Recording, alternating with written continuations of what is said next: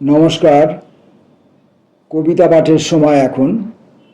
আমরা কবিতা পাঠে ছিলাম, আমরা কবিতা পাঠে আছি এবং আমরা কবিতা পাঠে থাকব। এখন আমরা কয়েকটি কবিতা পড়ব আরশো পত্রিকা থেকে কবিতা পাঠ পড়বে। আরশো পত্রিকা থেকে উৎসব 1430 কবিতা সংখ্যা, সেখান থেকে কয়েকজন কবির কয়েকটি কবিতা পড়ব। প্রথমে বৈজয়ন্ত রাহা, কবিতার নাম অন্ধকার। আড়ম্বরহীন কুয়াশা ঢেকে দিচ্ছে দূরের অন্ধকার দোকান। শেষ বিকেলের পৃথিবী কোঁচড়ে কুড়িয়ে রাখছে দু একটা ছোট্ট শুভেচ্ছা। আমার মনে পড়ল তুমি সঙ্গে যেতে চেয়েছিলে। সরু করিডোরের মতো রাস্তা, তার শেষটা দেখা যায় না। অচেনা বাড়িগুলোর ভিতর দিয়ে হেঁটে হেঁটে যেন মিশরের পথ, যেন ব্যাবিলন থেকে নেমে এসে একা একা রান্নাঘরে ঢুকে পড়ছি। তুমি রান্না করে খাওয়াবে বলেছিলে। উত্তরের হিমগন্ধ খুচরো লাল সোয়েটারে মেখে তোমাকে ডাকতে গিয়ে দেখি মাথার উপর দিয়ে এরোপ্লেন উড়ে গেল। তার কি প্রকাণ্ড ছায়া!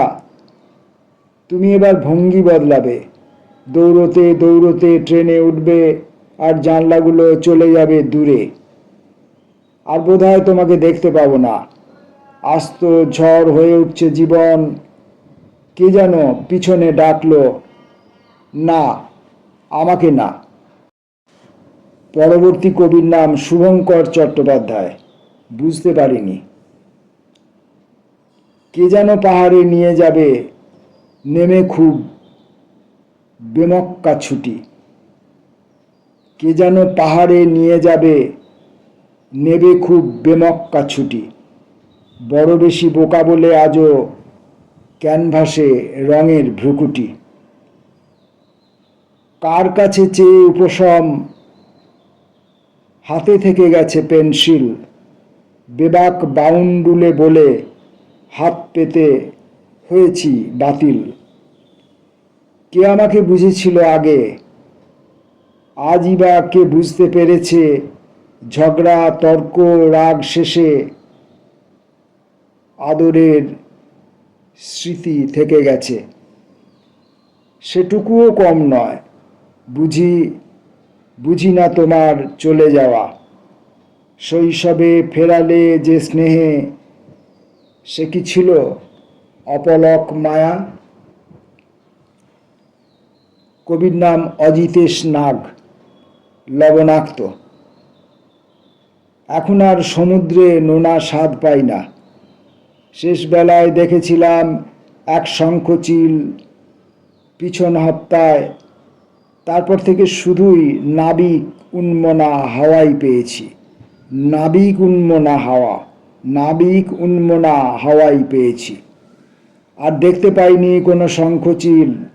শত চেষ্টাতেও আর দেখতে পাইনি কোনো শঙ্খচিল ছিল। অথবা প্রেয়সীর চলে যাওয়াটা এইভাবে মেনে নিতে পারেনি। চলে গিয়েছিল মনে হয় আমাকেই অভিবাদন জানিয়ে। তবু তো কত নগ্ন নাবিক 8 মাস সমুদ্রে ভেসেও স্নান শেখে না। প্রতিটি বন্দরের স্ত্রীরা চুম্বন দিতে চায়, শরীর চায়। তবু বাসে কি ভালো সেই নাবিক কাউকে, নাকি শুধু বাসার অভ্যেস? সেই শঙ্খচিল হয়তো আজও আছে, শেষ শঙ্খচিল, বিশ্বাস আমার। দুরাগত কম্পাস লাইট টাওয়ারের আলোর পথ ধরে, সে আলো তো স্থির নয়, সতত ঘূর্ণায়মান। আছে সে শঙ্খচিল, আছে ঠিক 180 ডিগ্রি অ্যাঙ্গেলে আমার বিশ্বাস। তাকে খুঁজতে নেই, মন ফেরালেই সে আশ্বস্ত হয়।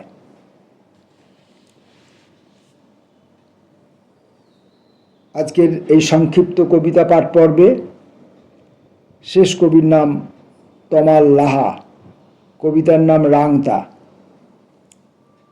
সব ফুল কোথায় হারালো বলো, কোন কুয়াশায়?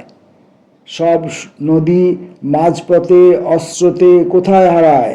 বাতাস জানে না, তবু মনে মনে আড়ালে তাকায়। তার সেই প্রমত্ততা, তার সেই প্রমত্ততা, এলোমেলো পাগল চলন, কাকে যে কখন ভুলে নিয়ে গেছে বিপথে উড়িয়ে, সব তার পূর্ণ গুনাহ নয়। ভুল পথ মিথ্যে পথ নয়, সে এক অচেনা রাস্তা, না জানা সড়ক। ওই পথে মড়কের সংখ্যা কেন এত? কেনই বা সত্যকে জুজু বলে জেনেছি জ্ঞানত?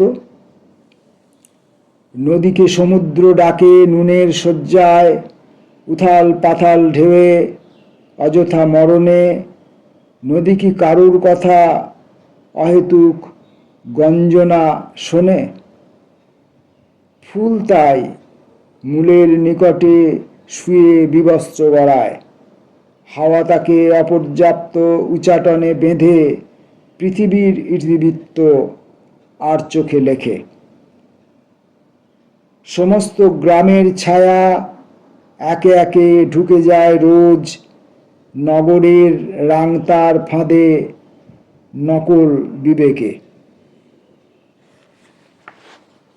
আমরা 800 পত্রিকার উৎসব 1430 থেকে 4জন কবির 4টি কবিতা পড়েছি। আসবো এই পত্রিকা থেকে আরও অনেক কবিতা পড়বার সময় আমরা আসবো এবং আরও অনেক কবিতা পাঠের ভিডিও তৈরি করব।